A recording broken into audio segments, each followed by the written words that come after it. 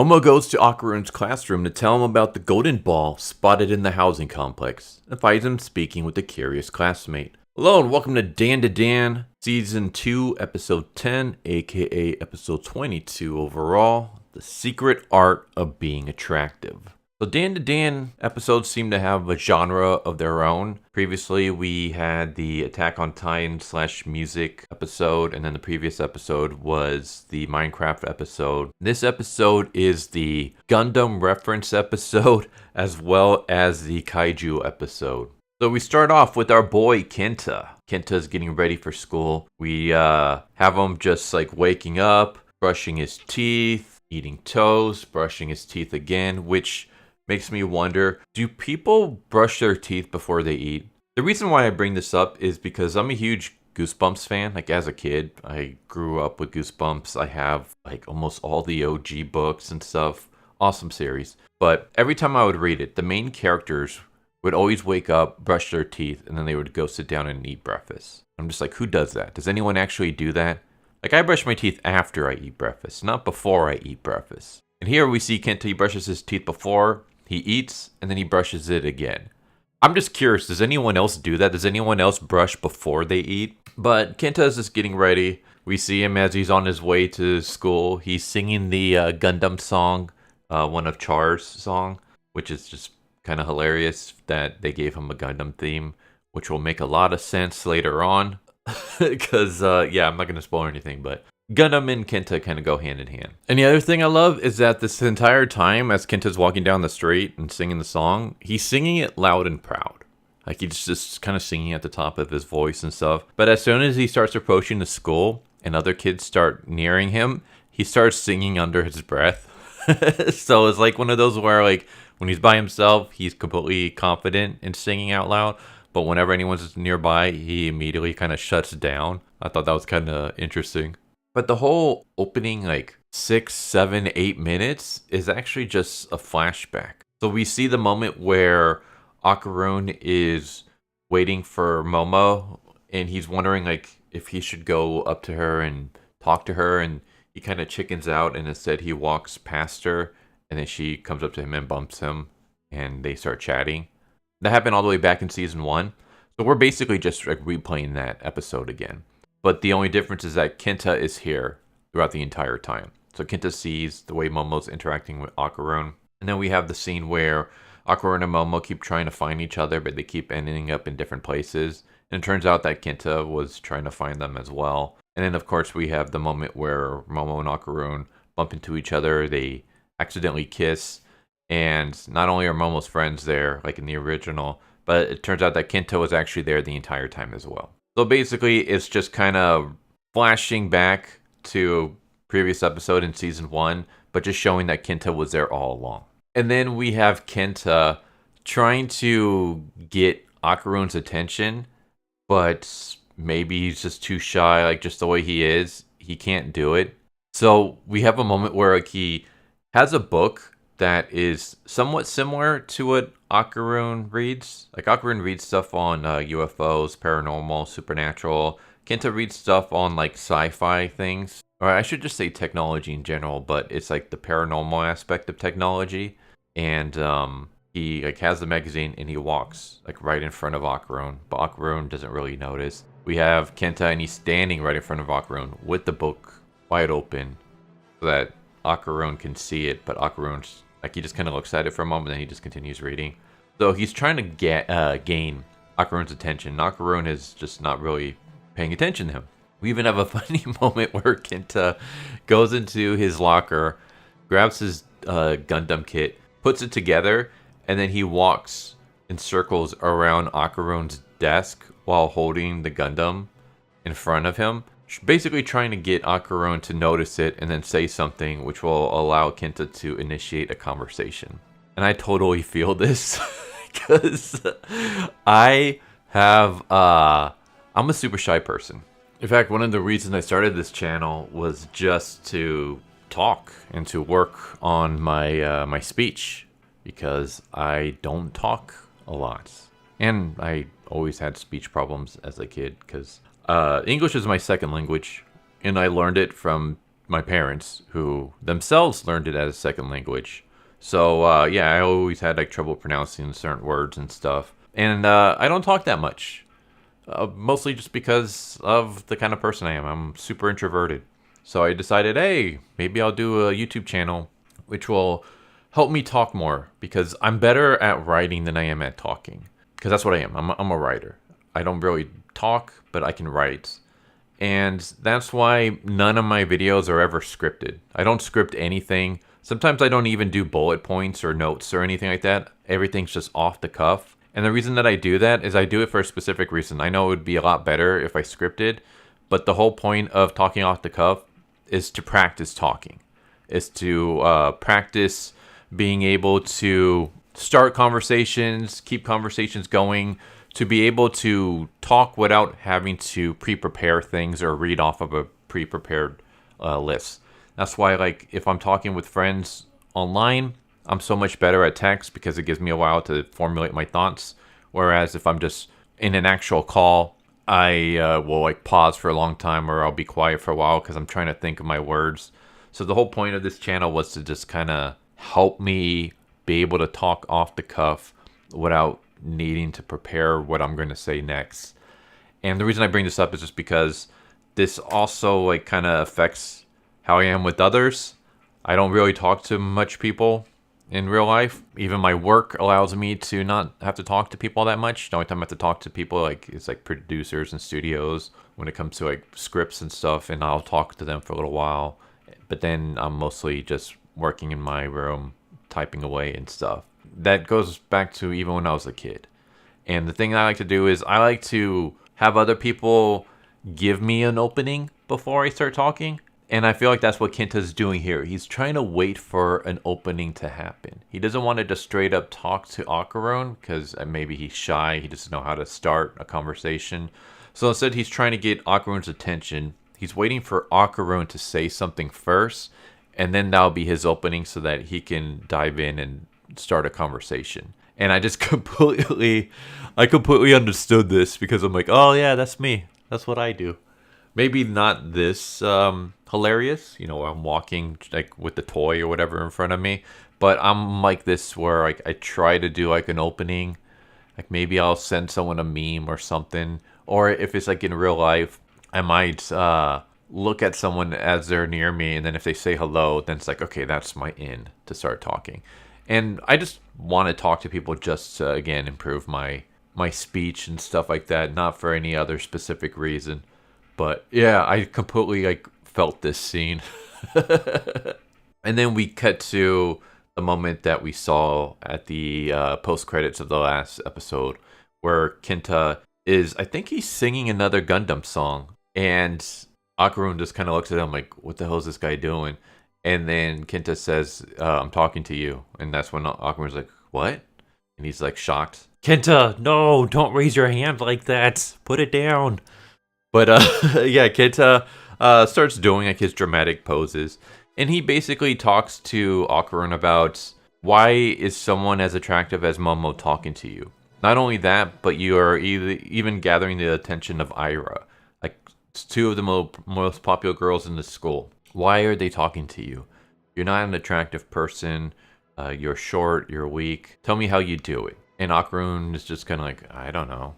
And then that's when Momo shows up and rushes over to Okarun and starts talking about the golden ball. And Kinta freaks out because he doesn't know what Momo's talking about. So to him, it sounds like she's talking about testicles. So he's like freaking out. He's like, is this it? Is it the fact that Okarun and Momo are talking about quote unquote spicy words? Like basically they're using like, you know, sexually charged words. Is that how you get girls? And I love this moment with Momo where Momo sees Kinta and then she's like, oh, Okarun, is this one of your friends? And Kinta basically says something along the lines of, well, I mean, there's different definitions for friends, but I guess you can kind of call me one of his friends. And then Momo like just gets super excited and she says, really, that's so cool. Please be kind to Okarun, okay?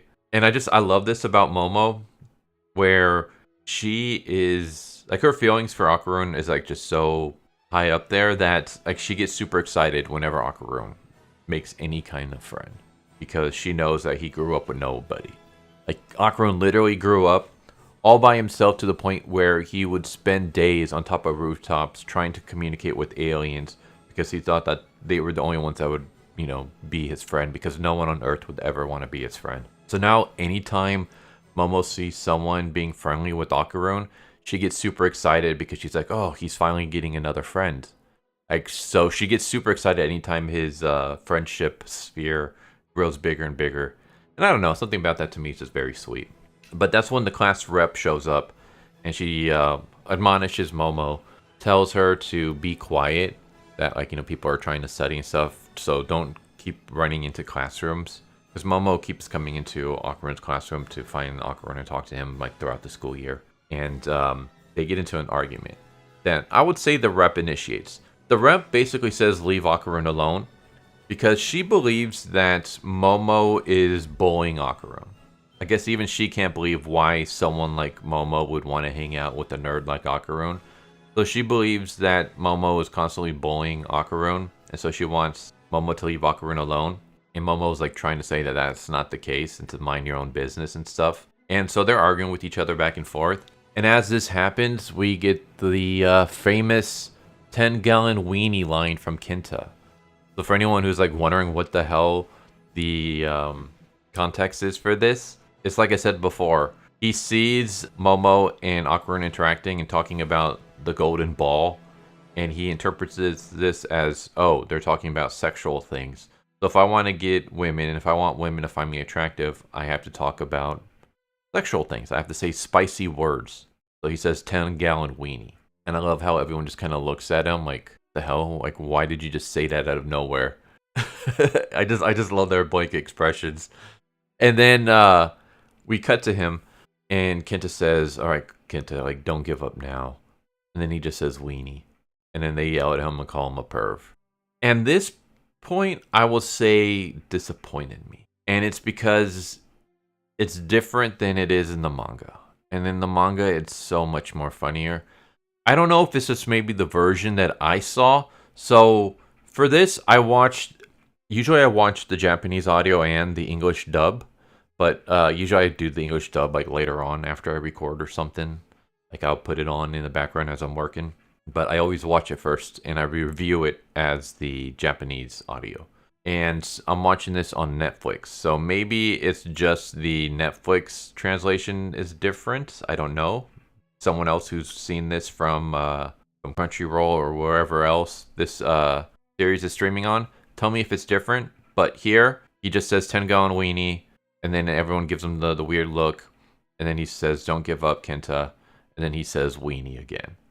Whereas in the manga, he says 10-gallon weenie. And then they look at him kind of confused, what the hell is he talking about? And then he says pure beef wang. And I was like, that's one of my favorite lines in the entire series. And he doesn't say that in the anime. At least not the version that I saw. I was so disappointed because this is the moment I was looking forward to. I wanted to hear him say pure beef wang, but he doesn't say it. So that kind of disappointed me.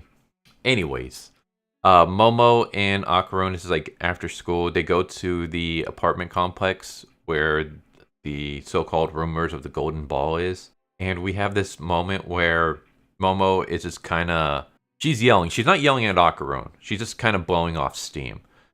And talking about how the class rep needs to mind her own business and stuff like that. And how dare she accuse Momo of bullying Okarun and stuff like that. And Okarun just says something along the lines of, I don't understand why she would think that. I'm also a bit confused that people are talking to me more. That's never really happened before. And then Momo says, that's because you've gotten a lot cooler. And Okarun just he looks bashful and shy and he just kind of goes, hooray. And Momo starts laughing, what was up with that? Why did you say hooray like that? But yeah, Okarun gets a little bit embarrassed, and Momo just kind of looks at him and says, you've gotten a lot cooler, Okarun. And she kind of blushes. So again, just more hints of the Okarun-Momo relationship and stuff. And it turns out that Kinta has been there the entire time. He's been watching them. And he goes to talk to them when all of a sudden we enter the empty space. And this one has a green theme. And Kinta gets like pulled up. It looks like something is like pulling him up, like some invisible object is pulling him up, and then it launches him at Momo and Okarun. And as he's flying towards Momo, he like thinks, "Oh, this is my chance to like sneak a kiss from Momo." Like he basically thinks that he's gonna be thrown into Momo and their lips are gonna touch. But then Okarun transforms into his Turbo Granny form and like pulls Momo out of the way so that Kinta just face plants. And yeah, Momo and Okarun decide, okay, let's go chase after this ball. So they leave Kinta behind to guard their backpacks as they start rushing after the ball. And the problem is that they can't grab this thing. Like every time they try to, it just keeps dodging out of the way. So they're forced to like run throughout the entire building trying to find this ball, and they keep losing sight of it. They chase it up floors, they chase it up onto the rooftop. It gets to a point where it hits them and it knocks them off the building, and they start falling to the floor. And they impact the ground, and they're dazed, they're hurts, and they're like, okay, what the hell is this? Like, why can't we see it? There's something wrong about this ball thing. It keeps moving too fast. We can't grab it, but it's physical, so we know it's not a ghost. So it's got to be something. They hear Kinta screaming, and they like rush up, and they see him falling. So Momo uses her arms to grab him and pull him to safety. And Kinta like notices obviously there's something wrong. So Kinta has some kind of spiritual powers, like not spiritual powers, but he has like a little bit of a spiritualness to him that he can kind of see the empty space and stuff like that. He tells Momo and Okarun to like run away and that he'll take care of this.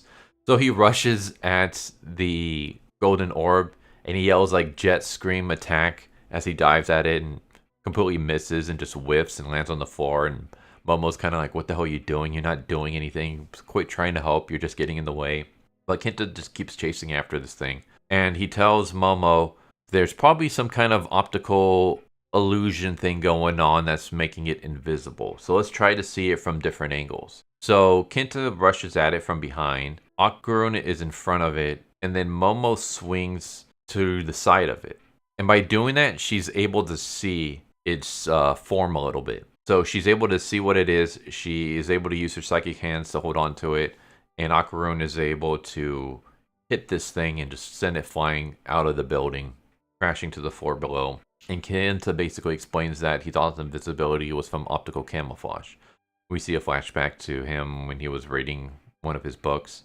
It was about like optical illusions and invisibility and stuff. And pretty much what it is that like invisibility cloaks and stuff, it's kind of like mirroring and reflecting back to the viewer what it thinks the viewer is seeing. And that's how it's able to kind of look invisible. But if you have multiple eyes on it from different angles, it can't reflect back to everything at once. It can only kind of reflect to one person at a time. So because they were able to surround it from 3 different sides, one of them was going to be able to see the shape of this thing. Because it can't reflect all 3 at once. So that's how they were able to see it briefly. And it turns out that it's this kaiju looking thing. It looks a little bit kind of like Godzilla with horns. It's a bit small, but they were able to defeat it. They're still wondering what the hell it is because they know it's not a ghost. So they're like, is this like some kind of alien or whatever? Okarun gets super excited because he thinks it's a kaiju. That's when Kinta says that you can thank me and drops some more spicy words. And of course, Momo starts getting pissed off and says, you've been so annoying just yelling spicy words all the time. Quit being such a pervert. And she kicks him in the ass. And then that's when the kaiju starts growing big. So it grows big enough that it can like peek at them. And then it keeps growing bigger, starts like destroying the building until it grows to a massive size. And that's how the episode ends. For anyone who's like wondering how come no one else can notice, again, it's because they're in the empty space. So they're not in the real world, technically. They're in a sort of spatial dimension where they can cause a bunch of damage and grow big and all that stuff. And it doesn't affect anything that's going on in the real world. But yeah, that's how it ends. So in the next episode, we're going to get our kaiju battle. I thought this episode was cool. I liked it. I am disappointed that they didn't have the pure beef wang line. But other than that, I thought this was good. I like the introduction with Kinta and like how we see his morning routine and him singing the Gundam song. I also like the flashback. It's not in the manga whatsoever. This is like an anime original only, where we see the flashback and it turns out that Kinta was there the entire time.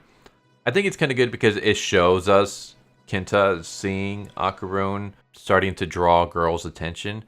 I would have liked a little bit more if, rather than seeing a bunch of Okarun Momo stuff, we had some stuff with Aira as well in the flashback, just to like really showcase that Okarun seems to be attracting the ladies. Because Kinta even says, you've been, how are you able to attract Momo as well as Aira? But we didn't see Kinta seeing Okarun and Aira interact. So I would have liked that a little bit, but that's just like a little tiny nitpick. I thought this was pretty good. I still think so far that the music episode would probably be my favorite, just because I love the fight scene in that. There wasn't really a fight here. It was more, the action was more of Momo and Okarun, and then later on Kinta trying to chase after the golden ball, but not being able to catch it. But there's no like actual fight. But we'll probably get that in the next episode. Either the next episode or the episode after that. Either way, I'm looking really forward to seeing how the next episode goes. But this was good. I liked it. That's pretty much been my running review for every single Dandadan so far. It's been good. I enjoy it.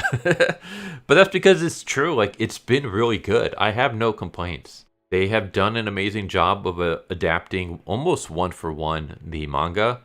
And the things that they do add in that's not in the manga just kind of like reinforces what's already in the manga. Like, there's nothing here that takes away from the manga in any way. So Siren Saru's just been doing an amazing job. But yeah, that's Dandadan Season 2, Episode 10, aka Episode 22 overall. The Secret Art of Being Attractive. And for anyone who's interested in jumping into the manga, this episode covers chapters 64, 65, and a little bit of 66. So jump into chapter 66 if you want to start immediately after this episode.